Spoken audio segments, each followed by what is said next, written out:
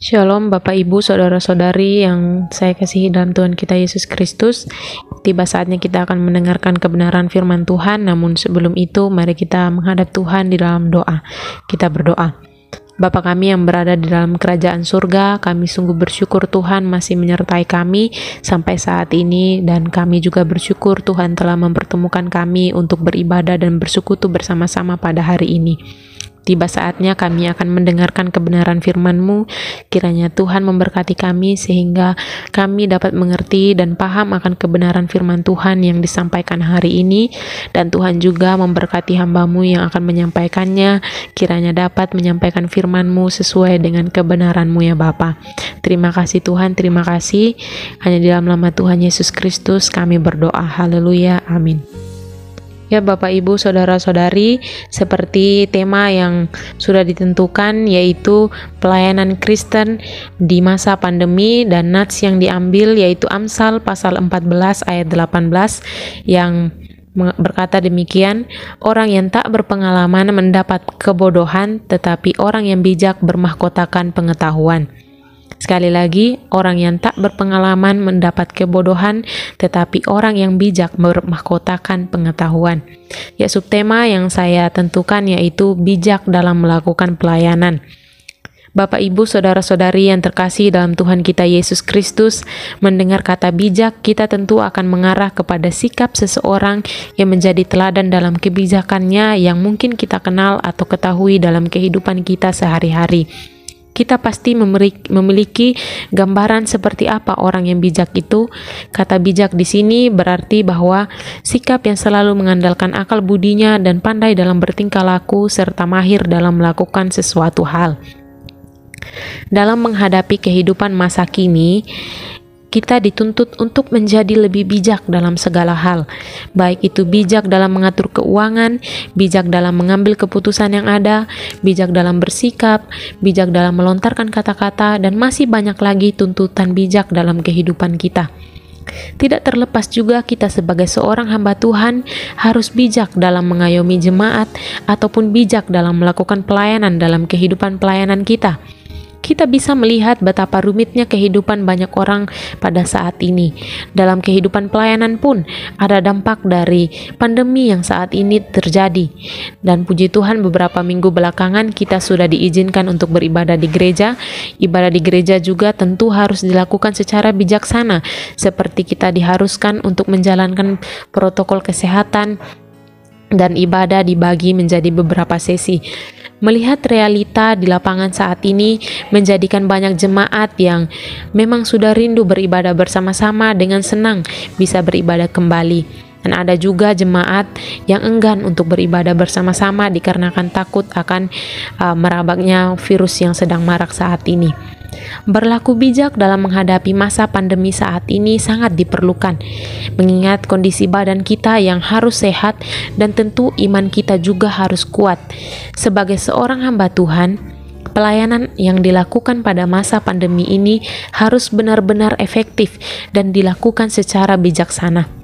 Bapak Ibu Saudara-saudari, yang menjadi pertanyaannya adalah bagaimana ciri seorang hamba Tuhan yang bijaksana dalam melakukan pelayanannya ketika dihadapkan dengan masa pandemi saat ini. Dari nats yang sudah kita bacakan tadi, saya mau kita belajar dua ciri seorang hamba Tuhan yang bijak dalam melakukan pelayanannya. Ciri yang pertama yaitu tidak terjebak dalam hal yang biasa saja. Bapak Ibu Saudara-saudari yang terkasih, dalam ayat 18 bagian A di situ dikatakan bahwa orang yang tak berpengalaman mendapat kebodohan. Di sini dapat kita lihat bersama bahwa orang yang melakukan sesuatu hal yang biasa saja, orang yang melakukan sesuatu hal yang membuat dirinya tidak berpengalaman, tidak akan mendapatkan apa-apa daripadanya.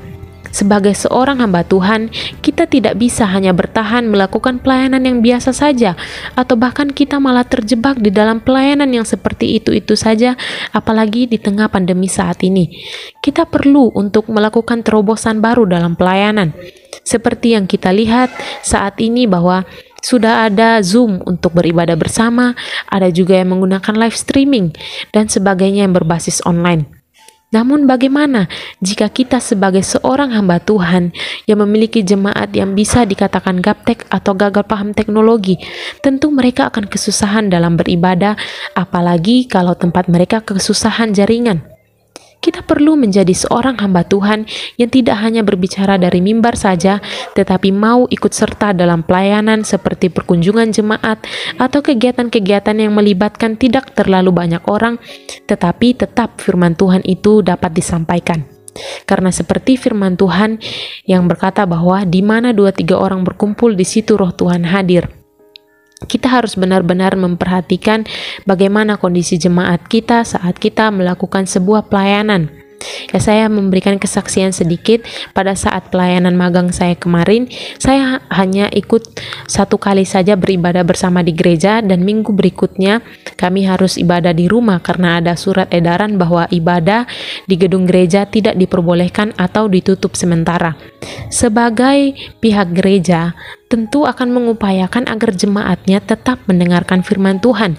Tetapi kendalanya adalah jemaat tempat saya magang mengalami kesusahan jaringan karena tinggal di daerah pedalaman, dan juga mayoritas jemaatnya itu ibu-ibu dan bapak-bapak lansia. Kami beribadah 2 sesi di 2 titik daerah jemaat gereja tempat saya magang, dan menurut yang saya amati bahwa mereka lebih senang ketika dikunjungi daripada hanya sekedar memberikan video kita berkhotbah untuk ditonton sendiri di rumah. Tentu ini butuh tindakan nyata yang bukan hanya ucapan atau kata-kata belaka.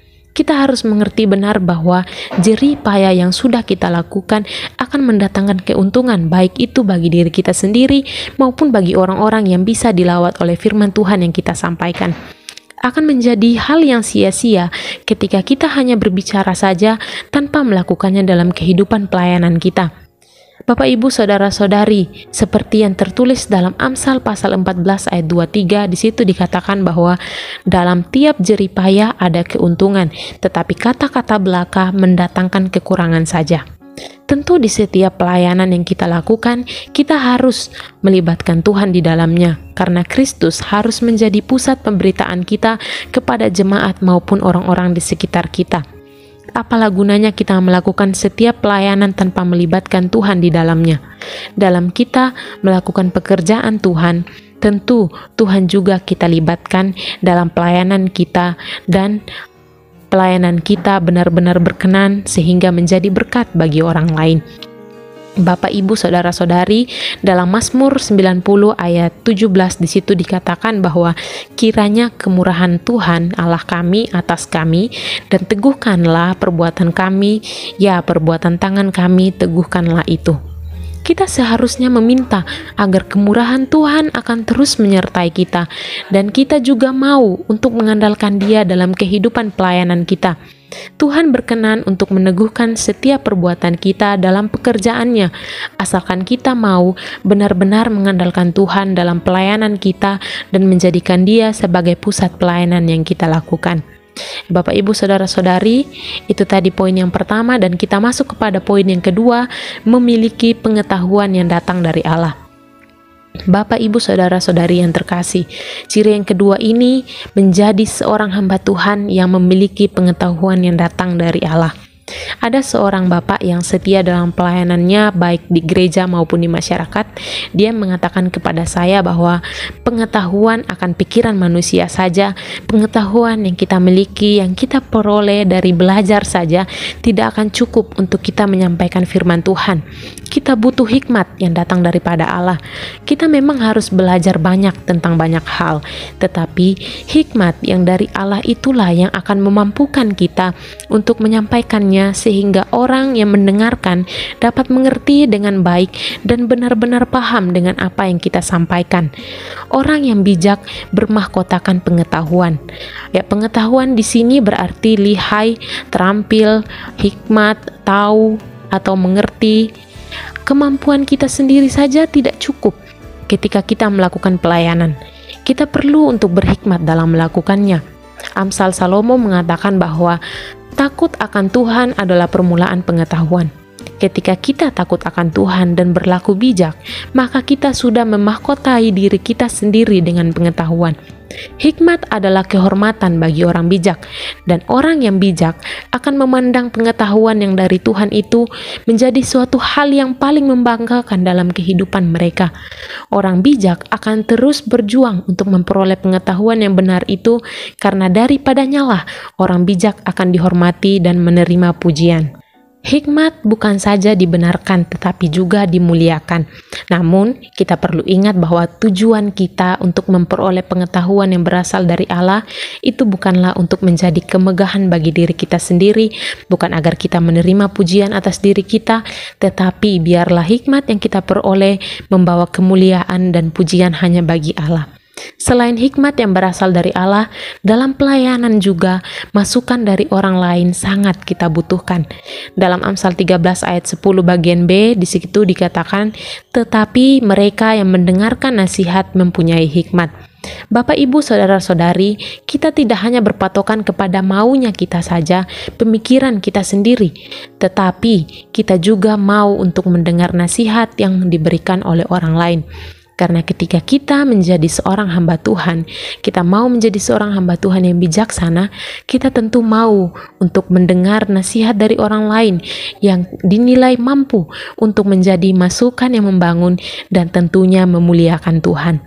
Nasihat yang orang lain berikan tentu akan membuat kita semakin maju dan tentu membangun kita dalam pelayanan yang kita lakukan. Hikmat yang daripada Tuhan adalah yang terutama, tetapi nasihat dari orang sekitar kita juga diperlukan. Demikianlah poin kedua, dan kita perlu ingat kedua poin ini, dan juga menjadi seorang hamba Tuhan itu bukanlah perkara yang mudah, apalagi dihadapkan dengan masa pandemi saat ini.